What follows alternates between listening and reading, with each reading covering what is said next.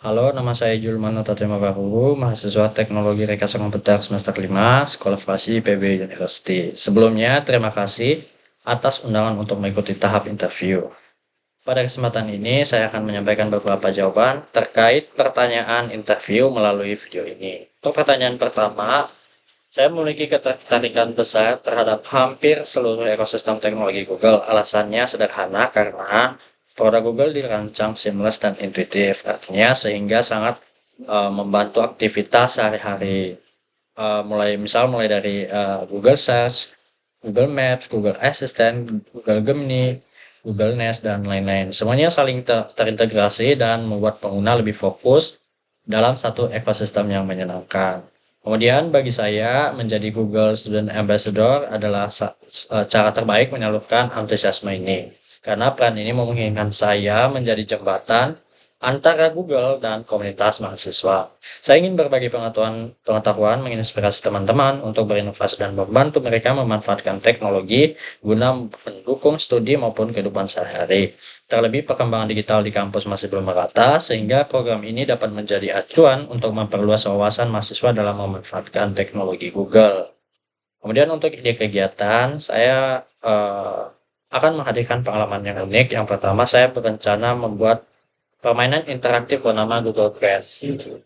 Permainan ini akan membuat mahasiswa secara tidak sadar menggunakan berbagai produk Google untuk menyelesaikan misi. Mekanisme permainan yang pertama, kode misterius, beserta memindai QR Code menggunakan Google Lens, kemudian petunjuk di peta QR tersebut mengarahkan mereka ke lokasi tertentu di Google Maps, kemudian kumpulkan bukti di lokasi, peserta menemukan petunjuk item virtual, lalu melaporkannya melalui Google Form, dan kemudian tantangan Gemini pada tahap akhir, tim harus menggunakan Gemini untuk menyusun kata atau kalimat abstrak menjadi solusi rahasia. Kenapa berkesan? Menurut saya ini interaktif dan kolaboratif di mana peserta aktif bergerak, berpikir, dan bekerja sama.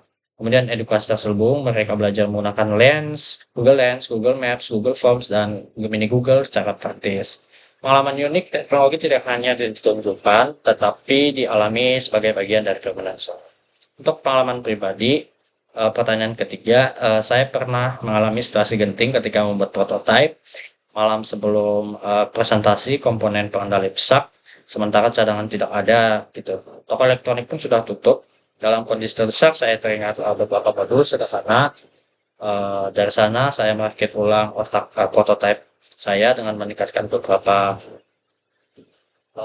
sisi. Meski tidak pernah terpikirkan sebelumnya, solusi darurat ini justru berhasil gitu.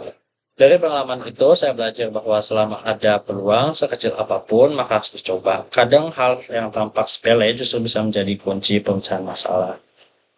Kemudian untuk pertanyaan terakhir, rencana dampak sebagai Google Student Ambassador, saya ingin mengadakan kegiatan yang menekankan pada penyederhanaan tugas dan aktivitas sehari-hari dengan teknologi Google, terutama untuk mahasiswa non-teknologi.